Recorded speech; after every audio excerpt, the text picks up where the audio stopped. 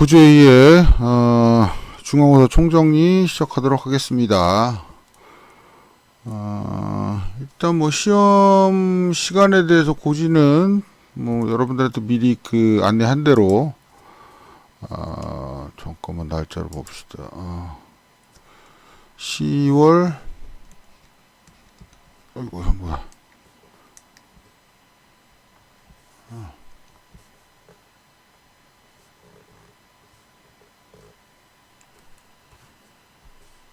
자, 이거 지금 되게.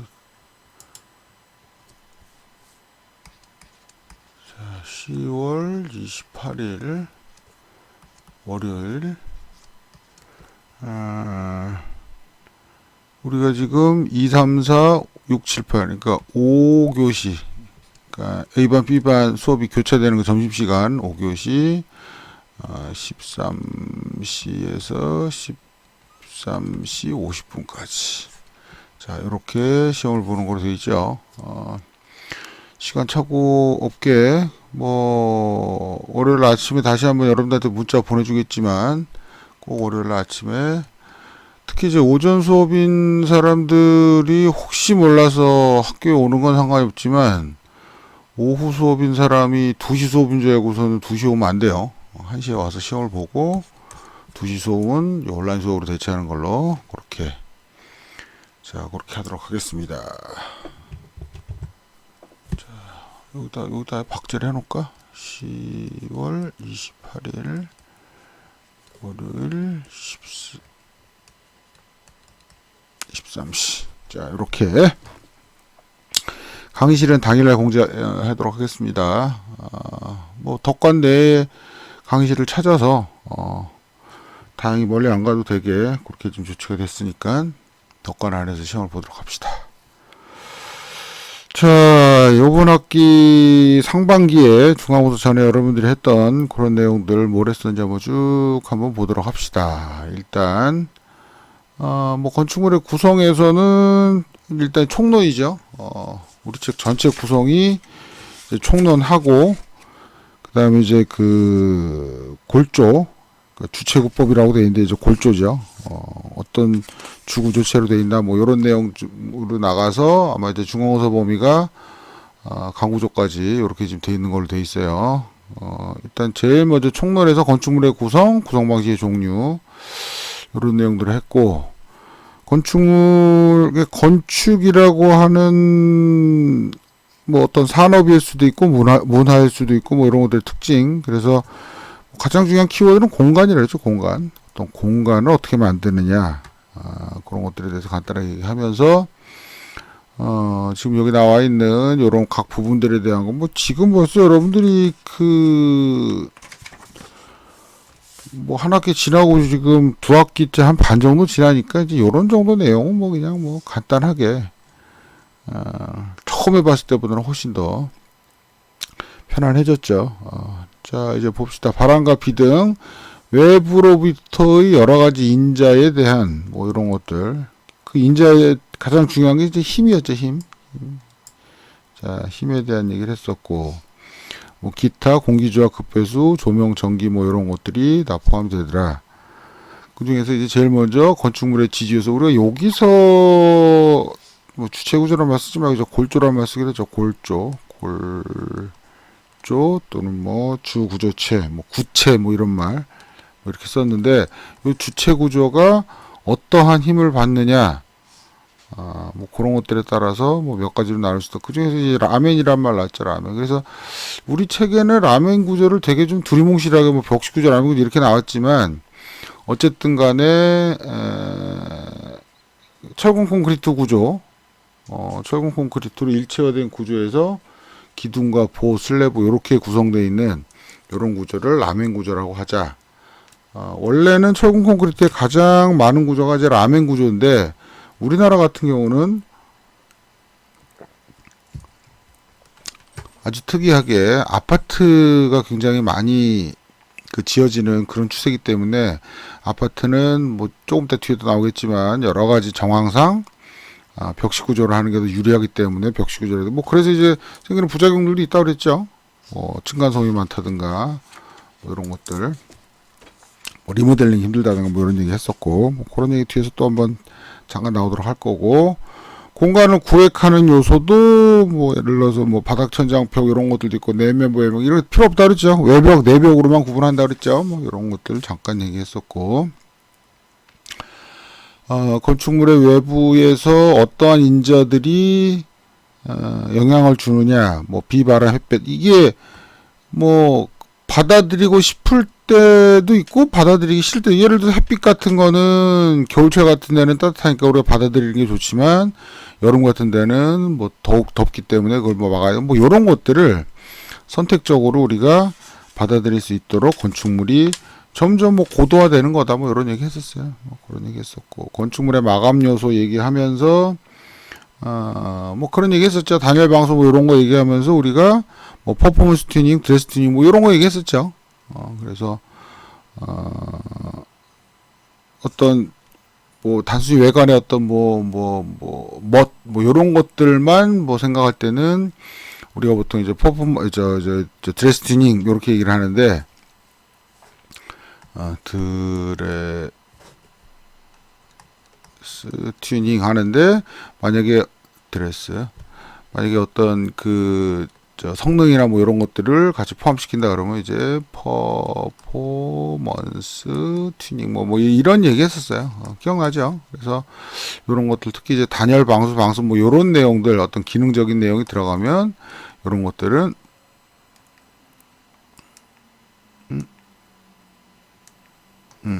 요런 것들은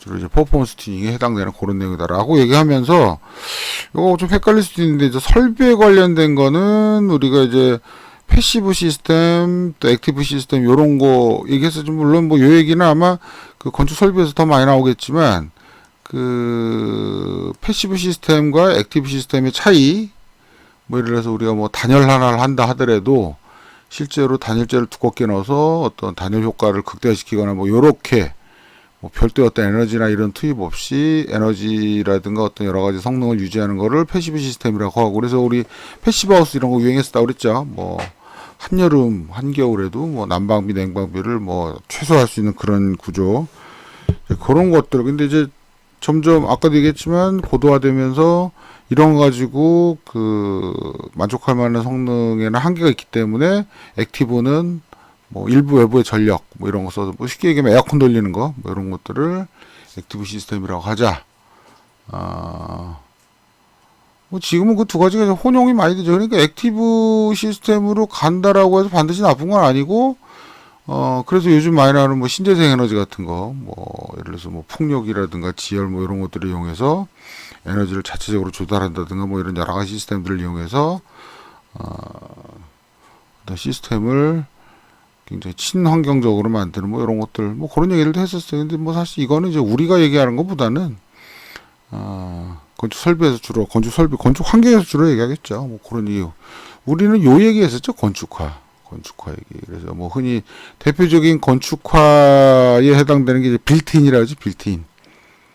우리 왜 냉장고, 에어컨 이런 거 요즘 다 뭐 냉장고, 에어컨뿐이 아니고 뭐 어떻게 가구 같은 건 이미 붙박이로 들어간 지 오래됐고, 사실은 여러분들은 잘 모르겠지만 주방 같은 것들도 과거에 이게 싱크대 같은 게 우리 가정에 이렇게 다, 여러분들이 지금 당연한 거로 생각하겠지만 싱크대가 이렇게 집 안으로 들어온 게 사실 그렇게 오래되지 않았어요. 1980년대까지만 하더라도 주방이 그 집 거의 맨 바깥 사이드에 요렇게 있어서, 그 왜 옛날 드라마 같은 거 보면은 왜 이렇게 밥상 바깥에서 이렇게 주방에서 만들어다가 집 안으로 이렇게 들여오고 뭐 이런 장면들 있잖아요.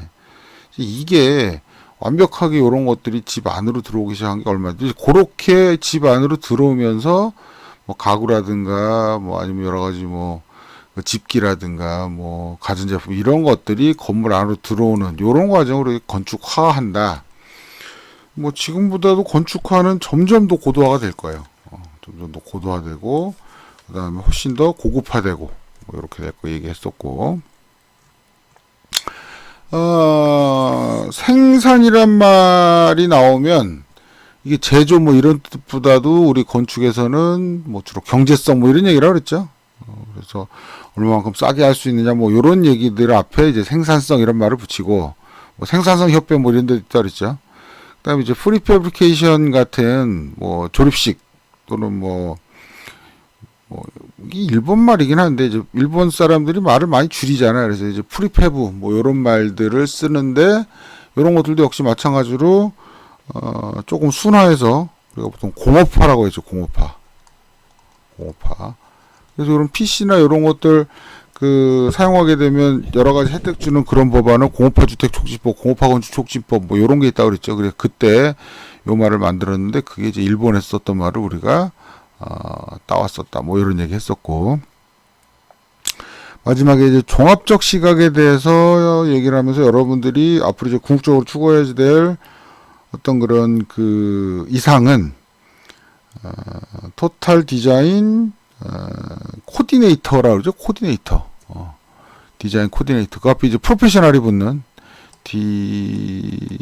디자인 코디네이터가 돼야 된다. 그러니까 복합적으로 여러 가지들을 다 수행할 수 있는 이런 전문가를 우리가 이제 코디네이터라고 한다.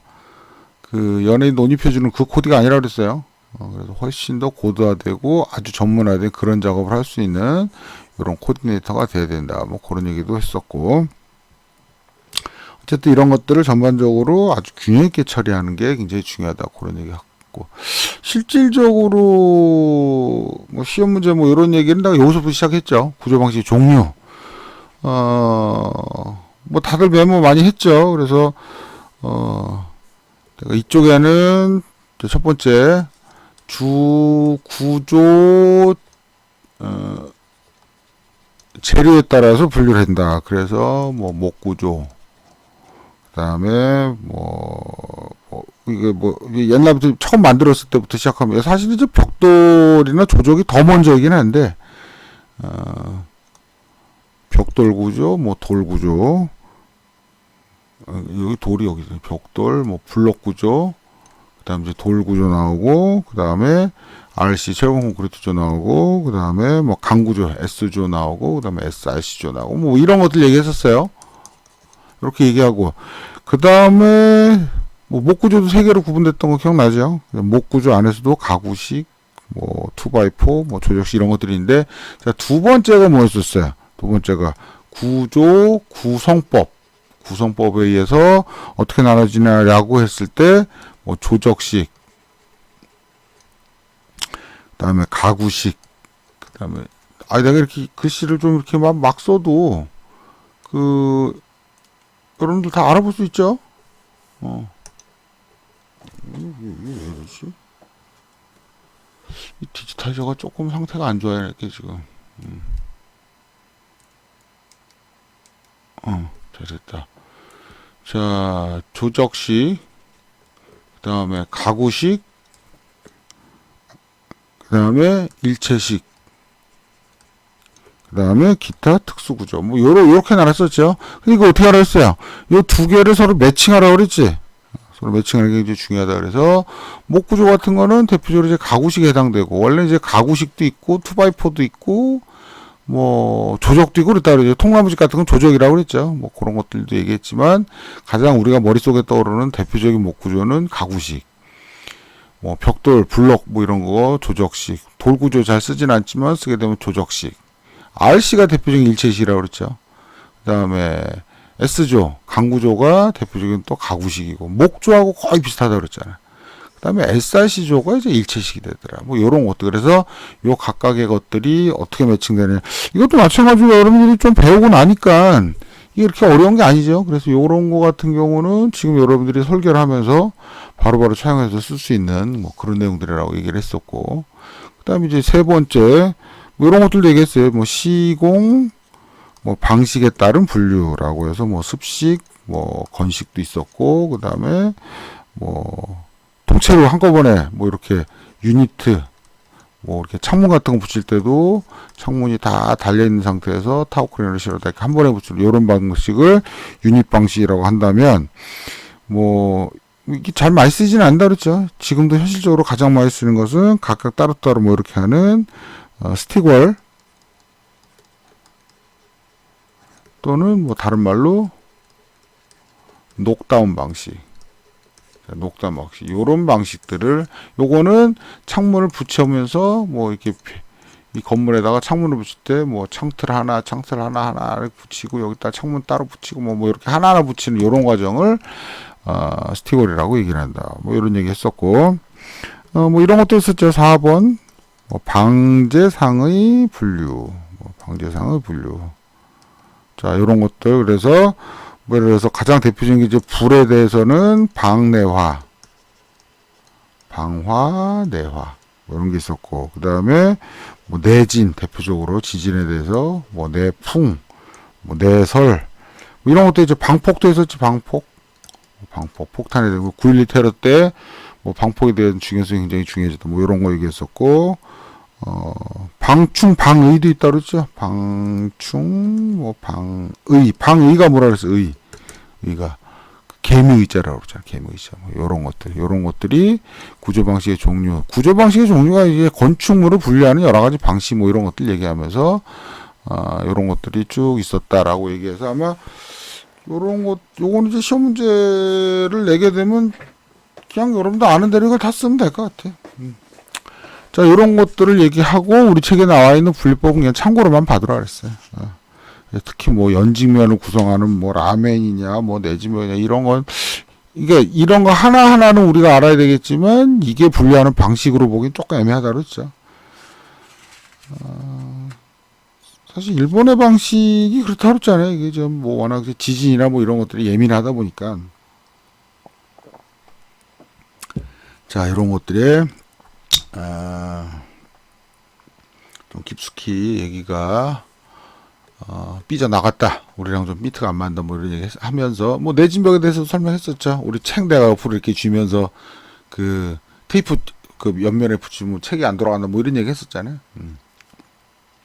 그래서 건물 전체에서 이렇게 벽 하나를 만들면은 뭐 내진벽이 된다. 이런 것들. 이런 거. 이게 예를 들어 여러분들 학교 다닐 때 학교 이런 거 해놓은 데들이 아마 특히 이제 이런 거는 너무 티나고 여기 안 보이게 요렇게 좀 세련되게 요렇게 해놓은 것들이 있어요. 요런 게 다 뭐냐면은 기존에 있는 모든 건물을 다 홀고 내진 구조로 새로 지을 수는 없잖아요. 그러니까 이제 요런 식의 뭐 이렇게까지 요런 식으로 요렇게 겉으로 잘 이 티가 안 나. 요렇게 이게 조금 아까 우리 지금 교과서에 나오는 요 내진벽을 만드는 사례라고 보면 되는 거예요. 기존 건물에다가. 그래서 지진에 좀 튼튼하게 견딜 수 있게 요렇게 만드는 거. 요런 거 예를 들었고 뭐 가세 트러스 얘기도 했었고 뭐 더군다나 수평면을 구성하면서 뭐 수평 가세 뭐 이런 건 듣도 보도 못했다 그랬죠. 일본에서는 쓰는 것 같아요. 일본에서는. 이제 우리랑은 좀 상황이 다르니까 그래서 이런 거 어쨌든 그냥 참고로만 알아두라고 했고 입체 구조 뒤에 가서 또 할 거긴 한데 뭐 입체 구조에서 뭐 절판 구조 판을 접어서 만드는 요렇게 접었지만 이게 종이가 아니고 우리가 만약에 실제 건축물로 쓰게 되면 이건 주로 콘크리트로 이렇게 한다 그랬죠. 뭐 쉘 구조도 마찬가지로 주로 콘크리트 거푸집을 짜서 이렇게 한다 뭐 이런 얘기 했었고 쉘 구조는 뭐 바이오미메틱스 얘기하면서 실제 조개 껍데기가 얇은데도 굉장히 튼튼한 그런 구조에서 응용해왔다고 우리 얘기했었죠. 뭐 그런 것들. 어쨌건 간에 쉘 구조는 수학적으로 딱 어떤 수식으로 풀 수 있는 그런 게 이제 쉘 구조, 정형 구조고 요즘 유행하는 비정형 구조는 그냥 뭐 풀스케치처럼 수학으로 풀 수 없이 자유곡선으로 만든 이런 건물을 비정형 건축이라는 뭐 이런 거 정도. 뭐 1학년이라도 이제 그런 거 정도는 여러분도 알아들을 수 있다 그랬죠. 자, 입체 트러스 얘기했었어요. 요 파이프로 이렇게 만드는 거 뭐 뒤에서 또 나오죠. 미간이 수레하고 해서 뭐 주로 요런 이 말을 많이 쓴다 그랬죠. 스페이스 프레임이라는 말로 더 훨씬 많이 쓴다. 다른 말로 매로 시스템이라고 그런다 그랬죠. 매로. 매로가 맨더린과 하우젠, 로바바이세 이 두 사람의 이름을 따서 매로 시스템이다라고 얘기를 하는데 독일 사람이라고 그랬죠. 독일 패망 후에 독일 사람들이 추운데 혹시 뭐 이렇게 얼어 죽을까봐 그런 매로 시스템을 만들어서 그 당시 있었던 게 이제 파이프 정도밖에 없었으니까 그걸 이용해서 이렇게 스페이스 프레임 구조를 만들었다. 뭐 그런 얘기 했었고. 현수 구조도 얘기했었죠. 요거 사진을 한번 보여줘야겠다. 요 빌딩. 아이고, 이렇겠다. 요 빌딩 얘기했었죠. 요 빌딩. 요게 미네아폴리스에 있는 연방준비은행. 그래서 요거보다 조금 더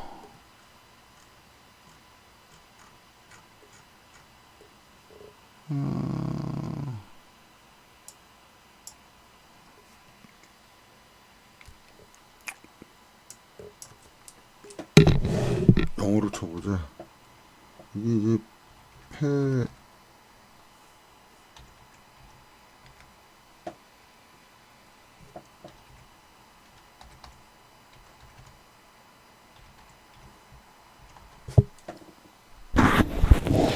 아이고, 요거 좋네, 요거. 요 건물이에요, 요 건물. 그래서 내가 요 건물을 어떻게 지었다 그랬어? 양쪽에 강하게 이 코아 두 개, 저기 타워를 세운 다음에 와이어를 이렇게 현수를 매달아 놓고 여기 있는 전층이 요 기층은 여기다가 기대고 요 층 여기다 매달고 요렇게 해서 현수 구조를 만들어서 요 1층 요 전체에 기둥이 하나도 없는 요런 구조라고 그랬죠. 요런 구조를 우리가 만들 수 있다. 이 그림이 더 아닌가? 여기 사진 많네. 요거 보면 잘 나와 있네. 요 1층에 보면 지금 기둥이 하나도 없죠. 요런 형태로 이게 요렇게 그러니까 현수 구조라고 하는 거는 지금 여기 나는 뭐 이렇게 이 못생긴 이런 게 아니고 실제로 이런 와이어를 통해서 건축물의 구조를 얼만큼 효과적으로 기대게 할 수 있느냐 뭐 이런 다양한 형태의 아이디어를 낼 수 있다 그랬죠. 그런 것들 여러분들이 보면은 될 것 같고 텐트 구조 그렇죠. 이렇게 텐트 같이 이렇게 만들어서 마치 운동회 때 쓰는 뭐 천막 같이 뭐 이런 거 뒤에 이제 저 특수 구조 다시 할 거고 공기막 구조도 역시 마찬가지로 그래서 요거는 아마 우리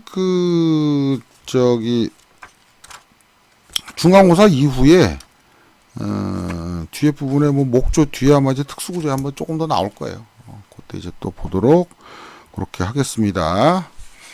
뭐 시공법에 대해서도 우리 아까 뭐 습식건식 했던 것처럼 뭐 이런 것들이 있는데 여기는 갑자기 뭐 일체식 조조식 이렇게 나오는데 이거는 우리 아까 얘기했던 구성 방식에 의한 분류해서 얘기했었죠. 그래서 조적, 가구식, 일체식 뭐 이런 것들이 있다. 요것들을 각각 어떻게 매칭하나 이런 거 얘기했었고 요거 굉장히 중요하다고 그랬죠. 실제 건물 하나에 두 가지 이상의 구법이 들어가는 거를 복합구조라고 하고 또는 복합화 구법 이렇게 얘기를 하고 하나의 부위 또는 하나의 부재에 두 개 이상의 재료가 합성해서 되는 게 이건 합성구조, 컴포짓 시스템이라고. 그래서 슬라브에다가 데크 플레이트하고 콘크리트 치면 합성 슬래브.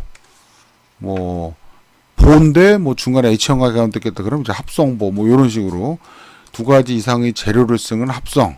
두 가지 이상의 구법이 들어가면 복합. 이 건물 같은 경우에 엑스코 우리 곧 표지에 나와 있었던 여러분들 책 표지에 나와 있는 부산 백스코 뭐 이런 것들도 보면 안에 사무동은 RC 콘크리트고 겉에 뭐 아테리움 이런 부분들은 뭐 강구조로 되어 있고 뭐 이런 것들 이런 것들이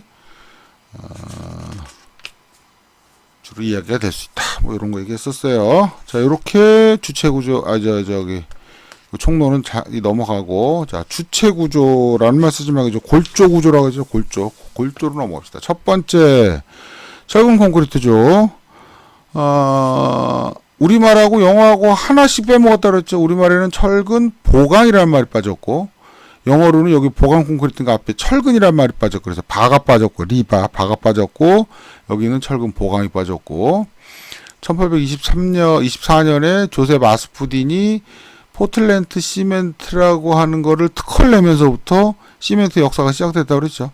시멘트의 역사는 오래됐다고 그랬잖아요. 뭐 로만 시멘트, 뭐 우리나라에 썼던 뭐 한회, 뭐 이런 것들도 다 그 전까지 썼지만 지금의 우리가 쓰고 있는 현대적인 개념의 이제 시멘트가 처음 시작된 거는 조셉 아스푸딘이 1824년. 그래서 지금도 시멘트를 포틀랜드 시멘트라고 얘기한다. 뭐 그랬었죠. 그러니까 지금 우리 시중에서 쓰고 있는 또는 뭐 레미콘을 빌드 쓰는 이런 시멘트를 우리가 OPC라고 그러는데 OPC가 오디너리 포틀랜드 시멘트. 그러니까 보통 포틀랜드 시멘트를 이렇게 하고 얘기하고 그 밖 이게 그 나중에 이제 시공 시간에 또 재료 시간에 배우겠지만 포틀랜드 시멘트를 6가지로 분류를 해요. 6가지. 그래서 아니 5가지. 5종 시멘트 이렇게 이제 분류를 해요. 그래서 5가지 시멘트에 대해서 이걸 다 포틀랜드 시멘트라고 한다고. 그러니까 그 로마 시멘트 뭐 요런 시멘트부터 시멘트라는 이름을 붙였지만 그래서 지금의 우리가 쓰는 시멘트는 꼭 앞에 포틀랜드라는 말을 붙여야 된다. 왜 포틀랜드인지는 그 조셉 아스푸딘이 만들어 놓고 보니까는 그 영국 포틀랜드 지방에서 나오는 돌하고 비슷하다. 그래서 포틀랜드 시멘트라고 붙였다 그랬죠. 그 말을 아직까지도 쓰고 있다. 자, 뭐 여러 가지 계산법 이런 게 발견되면서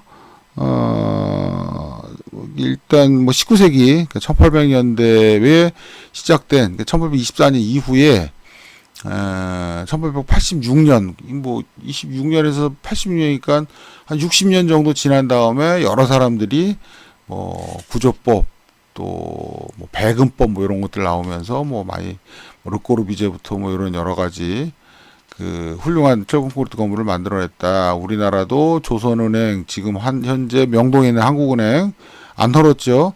요것만 헐은 거야. 조선총독부청사, 그다음에 서울역, 그다음에 경성제독 보니까는 서울시청 뭐 이런 거 다 안 헐고 그냥 놔뒀다 그랬죠. 왜냐면 조선총독부청사 요거 그 중앙청으로 썼던 요 건물을 헐면서 이거 여러분들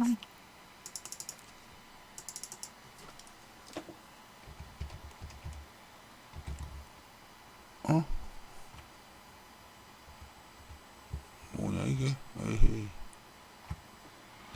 중앙 이게 이거 이게 옛날에 이렇게 돼 있었다고. 그러니까 광화문 뒤에 경복궁이 있고 여기 청와대 있잖아. 그 사이를 이렇게 막고 있었다고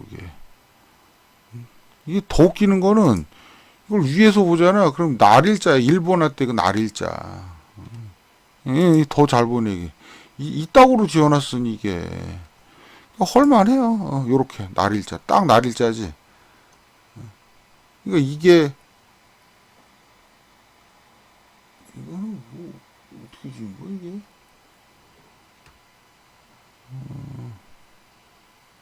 이게 맞지. 이게 광화문 뒤에 이게 광화문을 떡 그 뒤에서 이제 막게 요렇게 지어놓은 요런 형태라서 뭐 잘 때려 부셨어요. 몰라. 이게 어쨌든 간에 이제 그렇게 때려 부시고 나니까는 약간 야 우리가 이게 뭐 하는 짓인가 뭐 약간 현타가 와서 그래서 그 다음 거부터 이제 다 다시 살리기로 했다. 뭐 그런 얘기. 자, 요거 중요하죠. 철근 콘크리트주의 원리. 철근과 콘크리트 결합의 당위성 3가지 기억나죠? 자, 첫 번째는 뭐 열에 의한 신율이 거의 동일하다. 아니지. 이게 첫 번째가 아니지. 힘의 배분이었지. 철근이 인장, 콘크리트가 압축. 이렇게 배분하다. 두 번째, 만약에 그 안에 있는 철근과 콘크리트가 서로 열에 의한 신축이 다르면 우리는 1년에 뭐 여름과 겨울에 한 50도 차이 나는데 그 몇 년 지나면 빠져버린다 그랬잖아. 근데 어떻게 다행히 열에 의한 신율이 거의 동일하더라. 요게. 자, 마지막 요게 제일 중요하다 그랬죠. 철근이 산화 다시 말해서 녹이 쓰는 거를 뭐가 막아줘? pH 11에서 한 12 정도 되는 강 알칼리의 콘크리트가 이걸 막아주더라. 그러니까 철근 콘크리트의 수명은 이 콘크리트가 얼마만큼 알칼리를 유지해서 요 안에 있는 철근 산화를 막아주나 요거에 달려있다 그러죠. 근데 어쨌든 간에 표면에서부터 알칼리를 잃어가는 중성화가 쭉 진행되니까 결국 철근을 얼마만큼 두껍게 콘크리트를 쌓느냐 이걸 우리가 피복 두께라고 그랬죠. 이런 것들이 좌우하다. 그래서 현대산업에서의 철근 콘크리트 기술의 거의 대부분이 여기에 집중돼 있다 그랬지. 여기에 수명이라든가 뭐 이런 것 때문에 뭐 그 밖에 뭐 철근의 종류 이런 것들은 이제 나중에 뭐 시공시나 이런 데 또 배울 거지만 어쨌든 지금은 대부분 이형 철근을 쓴다. 원형 철근 옛날에 썼었는데 지금 거의 안 쓴다 이런 얘기했고 철근 콘크리트의 특징 그 일체식 구조다. X상에 가까운. 그래서 내가 장점은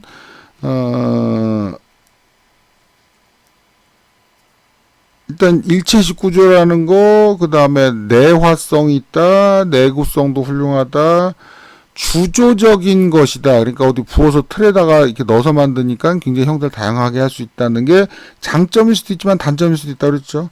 단점 뭐라 그랬어? 단점. 액상이다.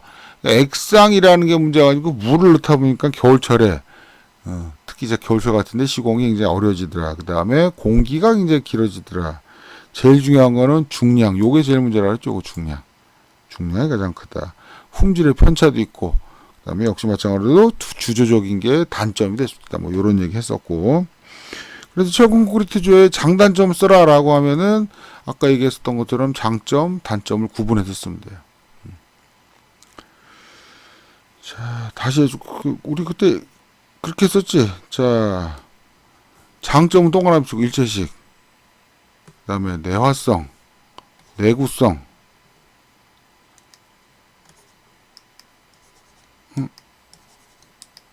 그 다음에 주조적인 거. 뭐, 요런 게 이제 장점이라면, 단점은 밑줄을 곱시다. 액상, 겨울철에 불리하다 그랬지. 그 다음에 공기가 길어진다. 그죠? 중량이 근데 이게 제일 중요하다 그랬잖아. 뭐, 품질의 편차도 있고. 주조적인 것도 단점일 수 있다. 뭐, 요렇게 구분을 합시다. 자, 배근법에 대해서 얘기했었죠. 뭐, 요런 것들이 있었는데, 요거 그림으로 이렇게 그린다 그랬었죠. 내가 예를 들어서 자 이렇게 이 캔틸레버다 라고 했을 때 여기다 철근 그리고 뭐 이렇게 하라고 하면 어떻게 하라 그랬어. 내가 점선으로 그린 다음에 여기다가 철근을 요렇게 배치하라 그랬죠. 얘는 이렇게 그러니까 자 만약에 요렇게 했을 때 이렇게 누르면 어떻게 된다 그랬어. 이렇게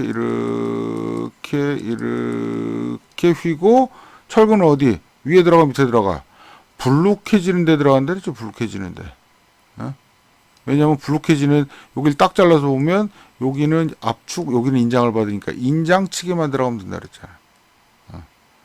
그래서 요 그림 중요하고 그다음에 자, 연속 보일 때는 어떻게 얘가 이렇게 휜다 그랬죠? 이렇게 휘고 철근은 위에 아래로 뭐 이렇게 된다. 뭐 이렇게. 그래서 이런 시험 문제가 만약 시험 문제 내게 되면 이 그림을 그려줄 거예요. 그럼 여기다 여러분들이 자 철근의 이 부재가 어떻게 휘는지 요 변형되는 요 모습을 그리고 그 안에다가 철근을 두꺼운 손으로 이렇게 그리면 된다. 자, 이렇게 여러분들이 보면은 될 것 같습니다. 그래서 뭐 요거 외팔보 했었고 연속보 했었고. 자, 넘어갑시다.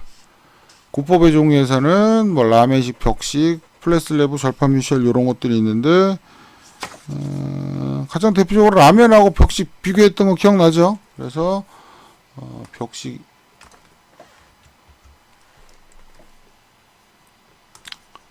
벽식이냐 라멘조냐 라고 구분할 때 어쨌든 벽식은 가장 중요한 건 시공이 편하다 그랬죠. 시공이 용이하다. 그러니까 당연히 뭐 가격이 싸다 뭐 이런 얘기 했었고 라멘식 같은 경우에는 어쨌든 이거보다 이제 방식이 좀 복잡하기 때문에 왜냐하면 거푸집 짜기도 좀 복잡하고 뭐 이렇기 때문에 그래서 요즘 아파트인데 벽식을 많이 쓴다 라고 했는데 그래서 생긴 부작용이 뭐예요? 첫 번째가 층간소음, 그 다음에 두 번째가 리모델링의 어려움. 왜냐하면 벽식은 헐면 안 되니까 뭐 이런 것들이 있더라. 그래서 반대로 라멘조 같은 경우에는 층간소음이나 아니면 리모델링이 어떤 장점이 있다. 벽식은 시공 용이한 대신에 이런 것들에 대한 그 단점이 있다. 뭐 이런 것들 얘기했었어요. 그래서 이 두 가지는 가장 중요한 층간소음과 뭐 리모델링 측면에서의 가장 현격한 차이가 있다. 어쨌든 지금의 대세가 벽식이 된 이유는 시공이 용이해서 가격이 싸기 때문에 이렇게 돼 있다. 뭐 이런 얘기. 그걸 한마디로 얘기하면 가변성이라고 그러죠. 가변성. 뭐 이런 얘기 했어요. 그래서 뭐 리모델링 대응형 뭐 이런 것들에 있어서 원화면적은 좀 유리하다. 자, 그런 얘기 했었고, 요 밑에 이제 요런 그림들이 있었고, 보 같은 경우에, 뭐, 보에 들어가는 여러 가지 저기, 철근의 이름 뭐, 이런 것들 했었죠. 뭐, 벤트근, 뭐, 스터럽, 뭐, 이런 것들 얘기하면서, 그래서, 요 그림 뭐라 하죠, 요 그림. 철근이 가다가 꺾어주고, 가다 꺾어주고, 우리가 아까 배근도 그릴 때 나왔었죠. 그렇게 하고, 요 각각의 이 주근들을 이어주는 갈비뼈 같은 역할을 하는 거를 늑근이라고 얘기한다. 뭐, 이런 것들 얘기했었어요. 뭐, 4인장, 사압축, 뭐, 이런 것들 얘기하면서, 뭐, 여기다 늑근되고, 뭐, 이런 것들 있는데, 뭐, 이런 것까지는 나중에 이제 구조 시간에 하도록 하고, 자, 기둥에서, 요게 늑근이고, 기둥에 되는 거는 띠근 또는 대근, 혁대할 때 돼. 이게 띠대자라고 그러죠? 띠대자. 허리띠 할 때 띠대. 혁대할 때 대. 큰 근이 아니고, 띠대자. 이게 띠대자예요, 이게. 혁대할 때. 혁대하면은 가죽으로 만든 띠, 그래서 혁대잖아. 그래서 이건 띠근, 대근, 또는 영어로 하면 후프군, 훌라후프, 허리에 돌리는 후프군, 뭐 이렇게 얘기했었죠. 이런 것들이고, 중요한 건 바닥이라고 그러죠, 바닥. 여기도 지금 4분의 LX 나와요. 4분의 L 나오네. 자, 요거 기억나죠, 요거. 그래서, 일단 요 얘기를 하기 전에 뭐부터 얘기를 했어요? 1방향 슬래브, 2방향 슬래브, 요거 기억나죠? 짧은 쪽 x분의 y가 2배가 넘을 때는 사실은 긴 철근은 필요 없다 그랬죠. 짧은 쪽 x만 필요하다. 물론 현실적으로는 긴 철근이 없으면 그 온도에 따라서 균열이 생기니까 한 3% 정도 조금 0.3% 정도 조금은 넣어준다 그랬잖아. 어쨌든 간에 뭐 크게 필요는 없어서 역학적으로는 x만 있어도 되는 거고, 뭐 x 대 y가 2배가 안 될 경우, 이렇게 넓적한 지금 여기 있는 이런 형태의 경우에는 짧은 쪽 x, 긴 쪽 y 두 개의 철근이 다 필요하지만 어쨌든 역학적인 계산은 x 짧은 쪽 팩터만 가지고 계산한다. 뭐 이런 얘기를 하면서 다시 위로 올라와서 여기서 4분의 1 지점 요렇게 나가고, 여기도 4분의 1 지점 요렇게 나가는데, 자, x방향에서도 4분의 ly가 아니고 4분의 lx라고 그랬죠. 이렇게 4분의 lx가 가고, 그럼 여기도 4분의 lx, 여기도 4분의 lx. 요렇게 갔을 때, 요렇게 갔을 때 기둥을 중심으로 해서 요렇게 네모가 그려지고, 요렇게 네모가 그려지고, 요렇게 네모가 그려지고, 여기도 이제 기둥 여기 있겠죠. 기둥 중심으로 요렇게 네모가 그려질 때, 여기를 주열 때 요 사이를 주간대. 여기도 주열 때, 여기도 주열 때, 요 사이를 주간대다. 요렇게 얘기를 했어요. 그리고 요 기둥을 중심으로 보고 있는 요렇게 네모나게 우산처럼 돼 있는, 그러니까 기둥이 있고 요 위에 네모나게 우산처럼 요렇게 돼 있는 요 슬라브, 요 모양이 나중에 플랫 슬라브 할 때 드롭 패널이 요 모양이라고 그러죠. 드롭 패널이. 기억나죠? 자, 요런 것들이 있었다. 참고하시기 바랍니다. 그러니까 내가 조금 아까 그린 거 기억나죠? 여기다 그렸던 요렇게 그리는 거, 요렇게. 요걸 아마 지금 여기에서 얘기한 대로 이거 그리고 주의할 때 주간 쓰고, 뭐 여기 혹시 뭐 가로치고 써라 그러면 4분의 LX 쓰고, 뭐 이렇게 하면 됩니다. 요거 까먹으시지 말고.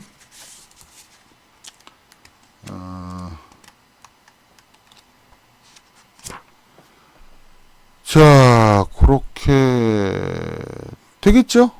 이 방향 슬래브. 그래서 아까 다시 얘기하면 1방향 슬래브, 2방향 슬래브. 우리가 주로 많이 볼 수 있는 거는 2방향 슬래브. 우리가 제일 1방향 슬래브는 우리가 어디서 볼 수 있다 그랬어요. 여러분 살고 있는 아파트의 발코니가 대표적인 1방향 슬래브다. 그래서 역학적으로는 X철근, 그러니까 집에서 바깥쪽으로 이렇게 쭉 이렇게 나가는 이 철근만 있어도 되는데, 이것도 그림을 한번 다 아는 얘기지만 그림 보면서 설명을 할게요. 발코니.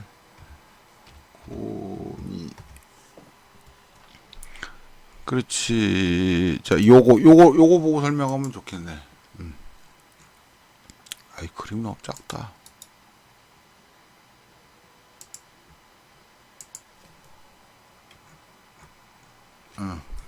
건물이 있고 요 바깥에 이렇게 튀어나와 있잖아. 여기 이제 캔틸레버니까. 그리고 요 길이가 보통 요 길이 대 이 길이가 한 2배가 정도 되니까 철근을 요렇게만 가면 된다는 거예요. 요렇게. 이 철근은 없어도 된다 그랬죠.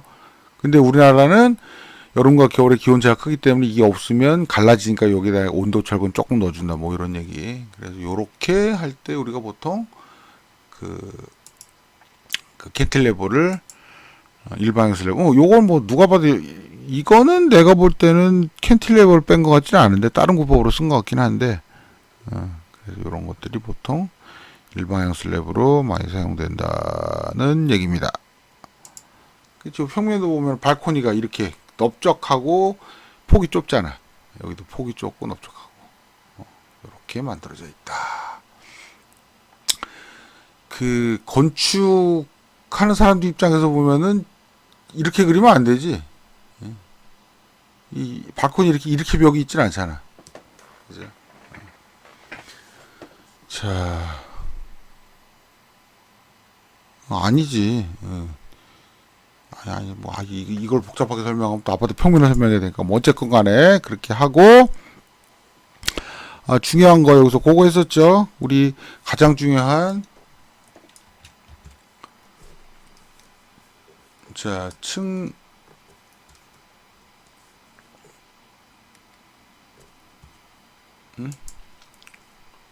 층고와 천정고 뭐 요거에 대해서 얘기했었죠. 그래서 내가 층고와 천정고를 그려라 뭐 이런 거 얘기하면서 자 뭐 있고 자 밑에 층에도 요렇게 있고 뭐 여기 뭐 기둥이나 뭐 이렇게 있겠죠. 그리고 여기 사람이 이렇게 있다 라고 했을 때 보통 요 천장 보이죠? 천장 이렇게 했을 때 층고는 뭐라 그랬어?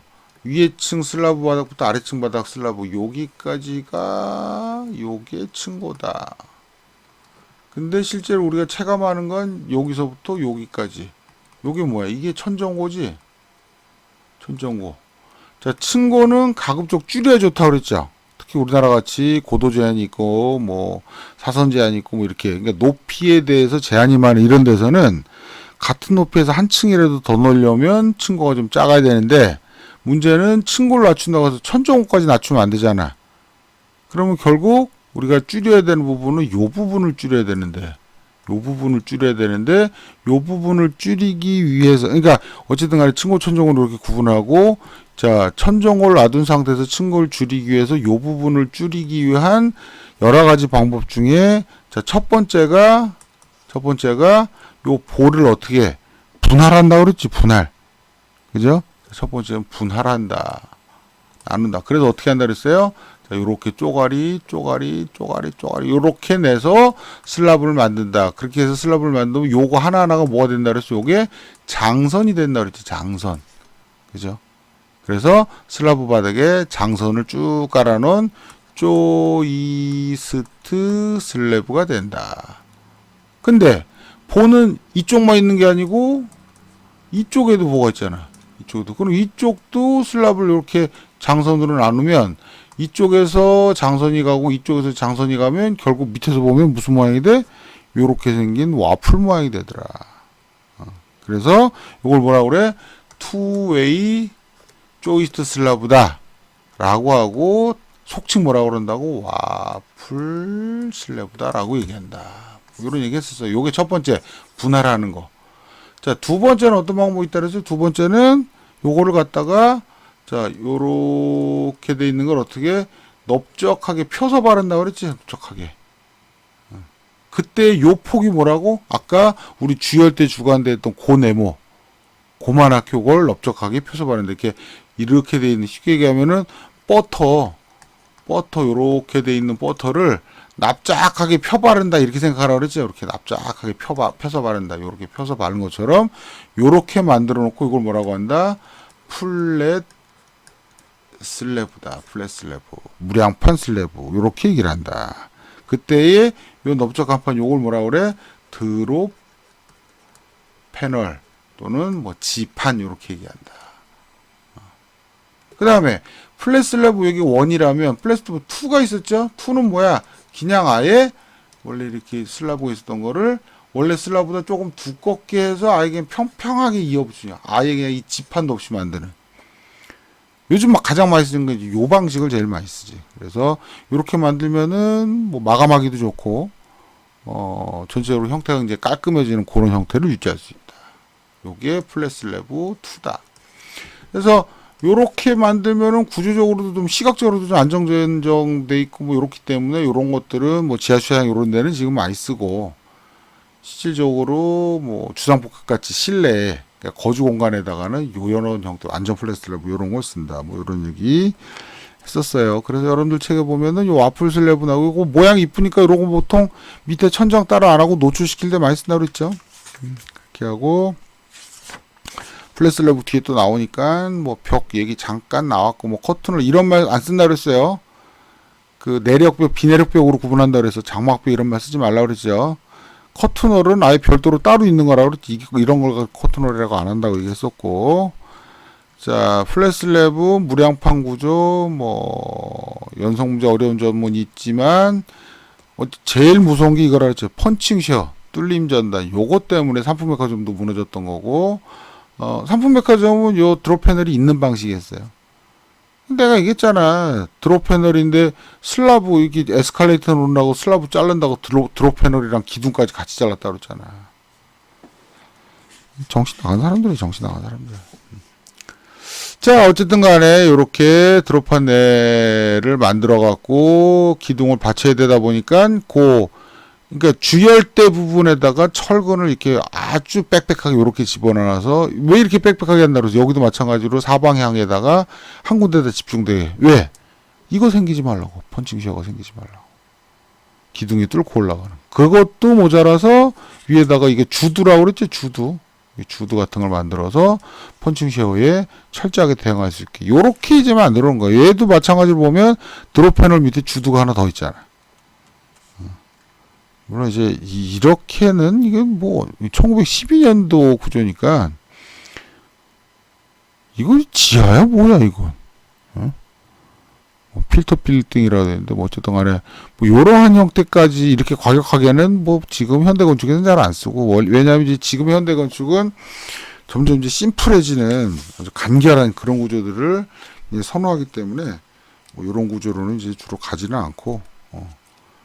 자, 요렇게 지금 나와 있는 철분 콘크리트를 이용해서 만들 수 있는 사실은 이제 가장 앞선 구조라고 봐야 돼요. 그래서 지금도 많이 쓸 수 있는 그런 구조인데, 이제 상품백화점 때문에 이제 이미지로 완전 배려버렸지. 자, 이런 것들이 이제 플랫슬래브고, 철분 콘크리트로 만들 수 있는 구조 중에 이제 절판 구조와 실 구조가 있다고 그랬죠. 그래서 절판 구조, 이런 모양에 연연하지 말고, 내가 오리가미처럼 종이 접기를 해서 형태가 어느 정도 전체적인 스터디가 나오면, 그걸 가지고 거푸집을 짜서 뭐 굉장히 다양한 형태로 만들 수 있다. 그렇게 되게 되면, 구조적으로 얇은 벽체 가지고도 어차피 일체식으로 다 연결되어 있으니까, 얇은 벽을 가지고도 굉장히 큰 힘을 낼 수 있는 구조가 절판 구조다라고 얘기했었고, 그 다음에 이제 쉘 구조 같은 경우는 아까도 잠깐 얘기했지만 수학적으로 구현이 되는 정형화된 그런 구조를 이제 쉘 구조라고 하고, 그래서 내가 시드니 오페라 하우스 요 지붕이 완벽한 원이라고 그랬잖아. 완벽한 원의 일부분이다. 완벽한 구의 일부분이지. 구를 요만큼 잘라내서 그 얇은 쪼가리 두 개를 위에서 이렇게 수직으로 붙인 그런 형태다. 그래서 내가 이거는 이제 쉘이라는 말이 조개 껍데기에서 났다 그래서 이제 바이오미메틱스 얘기했잖아요. 생체 모방 기술. 뭐 이런 것들에서 옛날에 많이 따왔다는 거고, 이것도 이제 완벽한 타원형이라고 그랬죠. 완벽한 타원. 완벽한 타원은 뭐라 해서 점 두 개 사이에 같은 거리, 두 개를 있는 같은 거리에 있는 점을 서로 쭉 연결한 게 이제 타원형이라고 그랬잖아요. 그래서 그런 것들을 정확하게 이렇게 해야지만 구조적으로 계산이 됐던 거를 지금 현대에서는 컴퓨터가 발달됐기 때문에 뭐 비정형 구조 이런 것들도 뭐 계산이 되더라 뭐 이런 얘기를 했었어요. 그래서 뭐 주로 이제 요런 뭐 경납고라든가 뭐 요런 체육시설 뭐 요런 걸 만들 때 주로 쉘 구조 같은 거를 쓰지 않았을까 뭐 요런 얘기를 했었습니다. 아직 할 거 많은데. 그래서 조금 쉬었다가 2교시에 또 나머지를 마저 하도록 합시다.